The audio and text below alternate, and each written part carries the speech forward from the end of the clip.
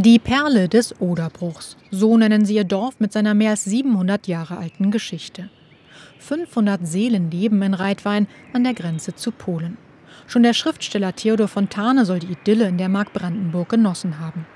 Heute lockt der Ort an der Oder Wanderer, Radler und Hochzeitspaare an. Mike Becker wohnt in seinem Elternhaus, seit er vor 45 Jahren geboren wurde. Mittlerweile mit Ehefrau Anja und den 3 gemeinsamen Kindern Greta, Frieda und Gustav. Doch die Ruhe sei gefährdet, erzählt der Tischlermeister. Denn ein Geschäftsmann will eine Mastanlage für fast 15.000 Puten bauen. Wie weit wäre das ungefähr weg? Geschätzt 400 Meter.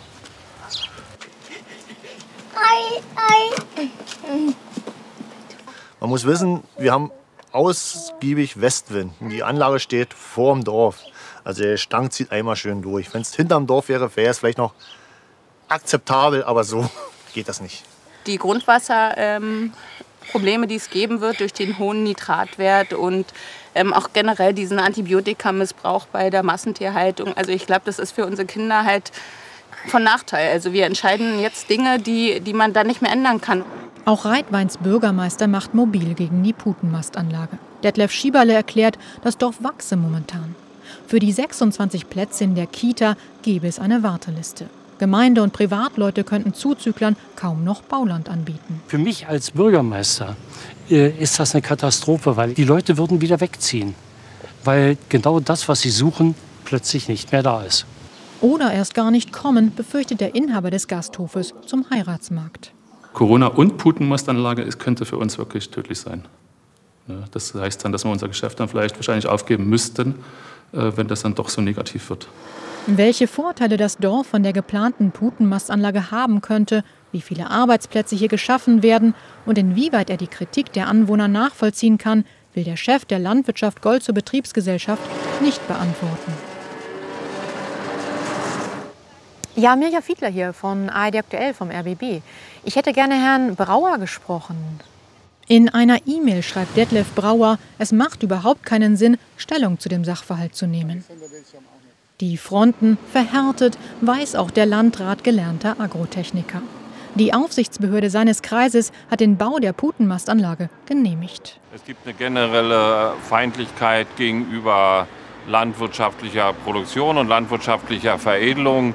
Und da geht es gar nicht um Sachlichkeit, sondern es geht um Darstellen von Interessen und Konflikten. Und ich sage, sehr oft werden über solche Genehmigungsverfahren auch Weltsichten und Weltbilder bekämpft und verbreitet. In Reitwein kämpft eine Bürgerinitiative gegen die geplante Putenmast und Massentierhaltung. Hat nach eigenen Angaben das halbe Dorf hinter sich versammelt. Auch von der Landwirtschaft Goltzow Betriebsgesellschaft wird offenbar Druck ausgeübt. Ich kann dazu nicht sagen, sonst kriegen wir die Aufträge nicht, muss ich mal so sagen. Also meine Schwiegersohn ist eine Entsorgungsfirma und wenn wir uns jetzt dagegen stellen, dann haben wir keine Arbeit mehr. Die Gemeinde wehrt sich juristisch, hat Widerspruch gegen die geplante Putenmastanlage in Reitwein eingelegt. Ihr Bauausschussvorsitzender, ein Anwalt, hat für den Nachbarort Goltzow bereits einen Etappensieg errungen. Das Oberverwaltungsgericht Berlin-Brandenburg hat den Bau einer Hähnchenmastanlage dort vorläufig gestoppt. Wie in Reitwein von der Landwirtschaft Goltzow Betriebsgesellschaft geplant. Deren Chef versucht offenbar, die Flächen für die Putenmast in Reitwein zu verkaufen. Das haben die Reitweiner erst in dieser Woche erfahren. Und diese Käufe aus dem Kreis Cloppenburg, die will ich hier nicht haben und die Gemeindevertretung auch nicht. Ich komme aus dem Kreis Cloppenburg und bin dort in einem Ort mit 900 Einwohnern groß geworden und weiß, was industrielle Landwirtschaft bedeutet. Die Gemeinde prüft jetzt, ob sie ein Vorkaufsrecht hat. Der Bürgermeister erzählt, dass die Flächen fast 500.000 € kosteten. 500.000 € hat die Gemeinde nicht.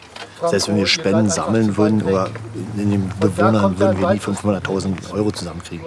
Mike Becker sagt, sie müssten im Lotto gewinnen, um die Idylle in der Perle des Oderbruchs zu erhalten.